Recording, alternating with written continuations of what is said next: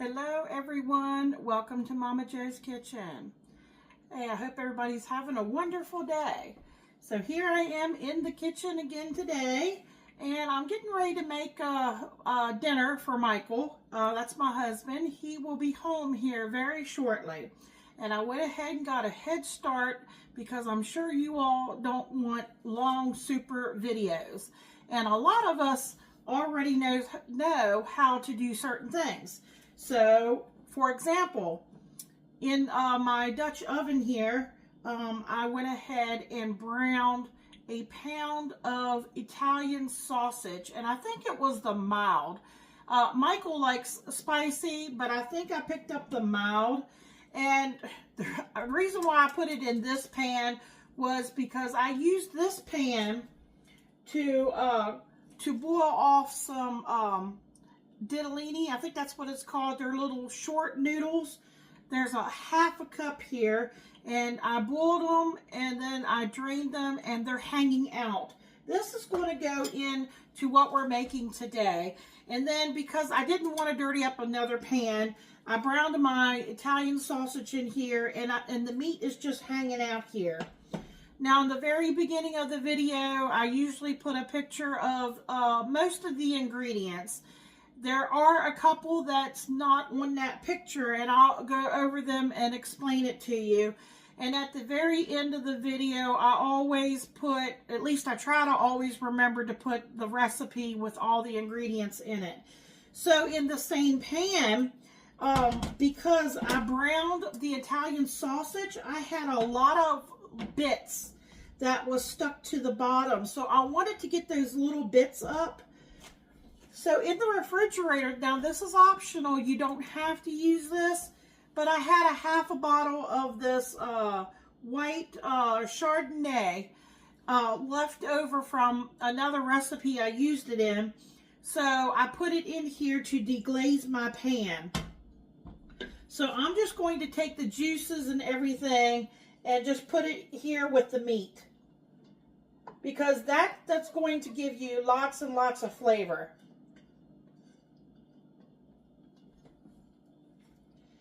Okay, now I'm going to turn my stove back on because we're going to saute a few things. We're making Zuppa Toscana soup. And now I was going to make this the traditional way, but because I had some leftover things in the refrigerator that I need to use up or it's going to go bad, I am adding a few additional things to here.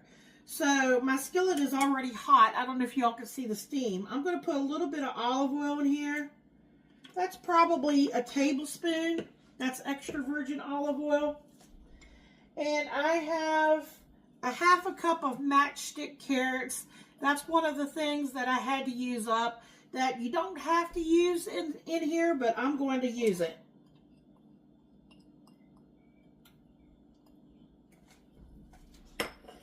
Then I have, this is about 2 to 3 stalks of celery that I have, but they're small stalks that I have chopped up.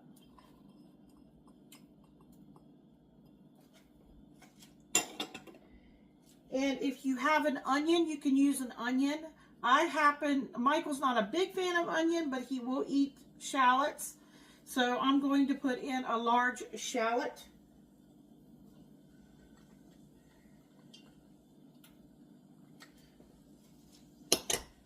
Okay, we're going to go ahead and let these saute up a little bit.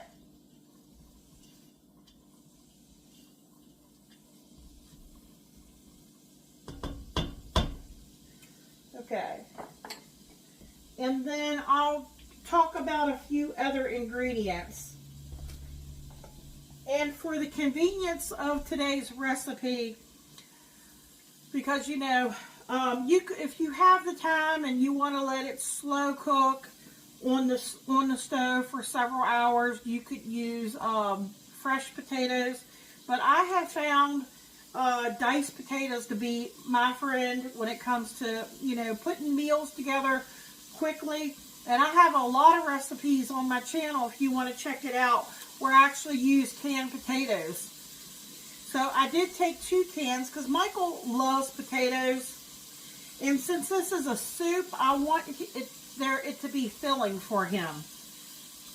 Now, traditional Zuppa Toscana actually has kale in it. Now, Michael's not a big fan, but I have used kale in my 15 bean soup, and he will eat it in that. So I am going to use some, but I bought the freezer kind. The fresh kind is wonderful, but I just, for the convenience, of this video, I went ahead and bought frozen. It's up in the cabinet. We're going to add that in a little bit.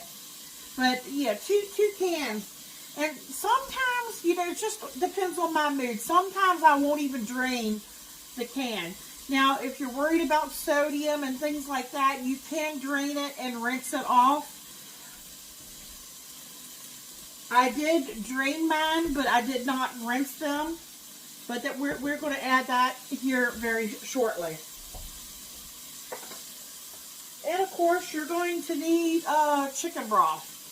I think this is 6 cups, and I did get the low sodium because I'm going to season it some myself.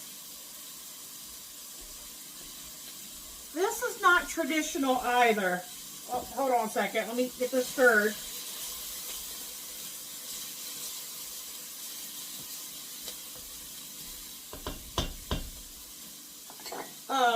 This is not traditional either, but soup is one of the ways that I can get my husband to eat something that's relatively healthy for him. So I'm going to sneak in this can of original diced tomatoes with green chilies. This is basically this is great value, Walmart's brand of a Rotel, basically. So I plan on putting that in, juice and all, here very soon. And this is something that I learned off of Emerald Lagasse. You save the rind, of this part here. You save the rind of your Parmesan cheese. And whenever you're making a soup, you put that whole thing in there when it's cooking. And that will give it a lot of flavor.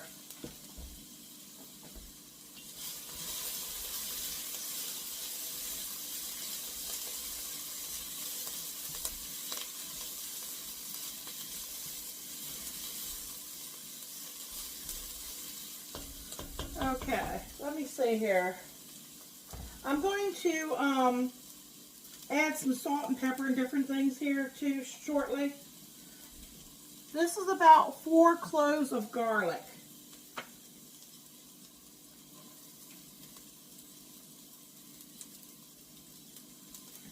And if you don't have, cloves of garlic and you don't have onion, there's many a time that I have used dried seasonings, to flavor the soups.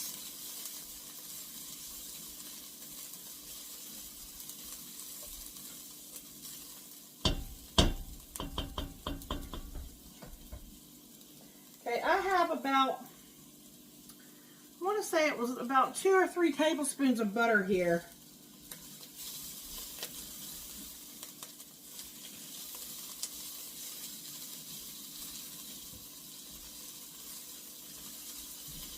And we're going to add some heavy cream, but that'll be towards the end.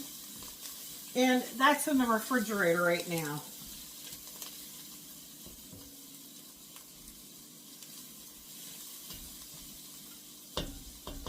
Alright, let me get some salt and pepper. Let me get a teaspoon. Michael loves black pepper, so I will put in about a teaspoon of black pepper.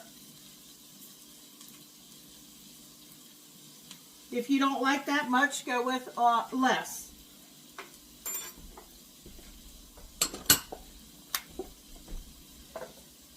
All right, I'm going to hold off on the salt because I want to give it a taste here in a little bit. Then I'll determine how much salt I want to add to it.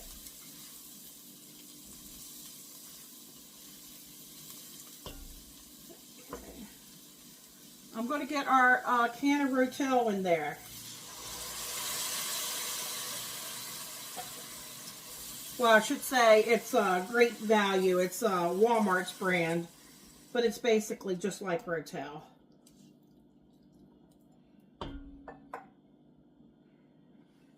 Okay, we can get our meat put in there. Michael's a meaty guy. I mean, I could put like another pound in there, and he would be thrilled to death with that. We'll get our potatoes in there.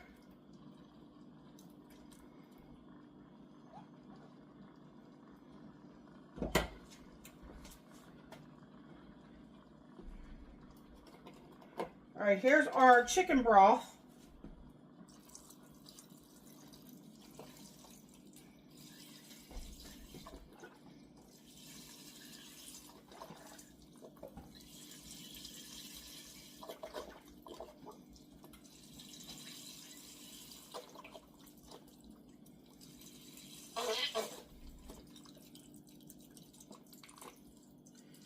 All right, let me get everything stirred here. And I'll probably, I think I have some crusty French bread up in the freezer. And I'll probably take down some of that and fix that for Michael. So he's got to have something with his soup. Okay, here's that rind of the Parmesan. I'm going to stick that in there. I'm going to bring you all down so you get a closer look. I'm not going to add the spinach yet. Not the spinach. I'm sorry. You could do spinach, but this is kale. And I'm not going to add my pasta.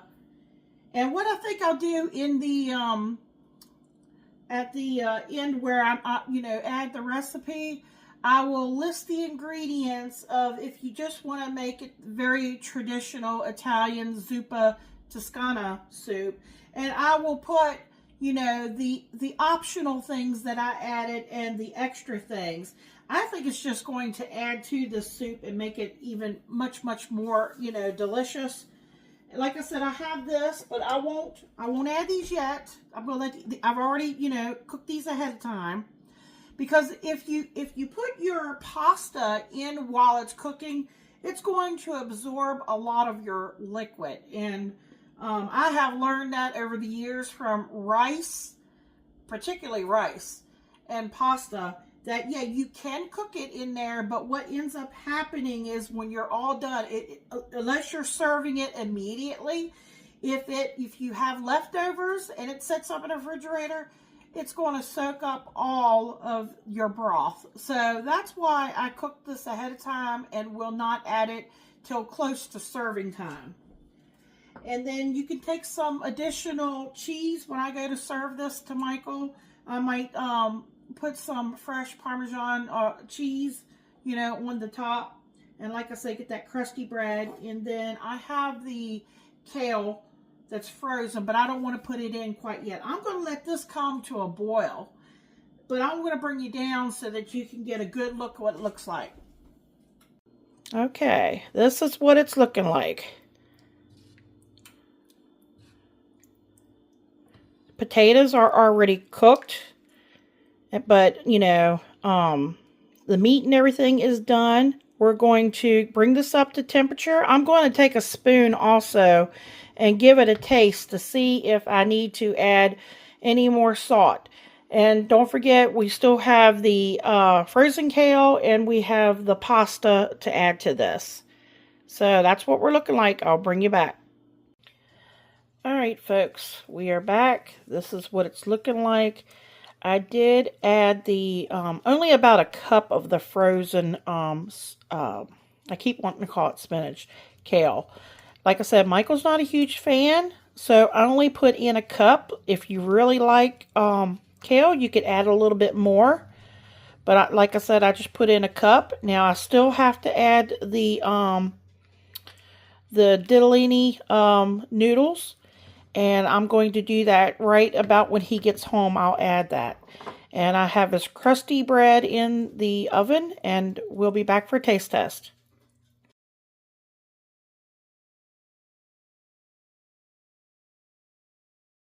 How you doing, YouTube? Here, Welcome to Momma Jo's Kitchen. Here to taste test the Zuppa Toscana. Steve, this one's for you, bud.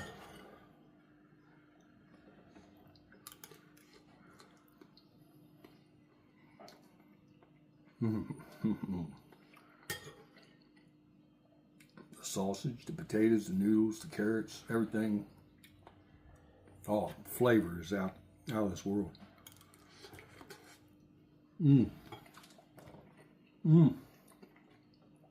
Two thumbs up. Like, comment, share, subscribe. Check out Momma Jo's video where she makes it. Check out all Momma Jo's videos. Look at that. Come back and get you some more goodness. Thank you. Good night.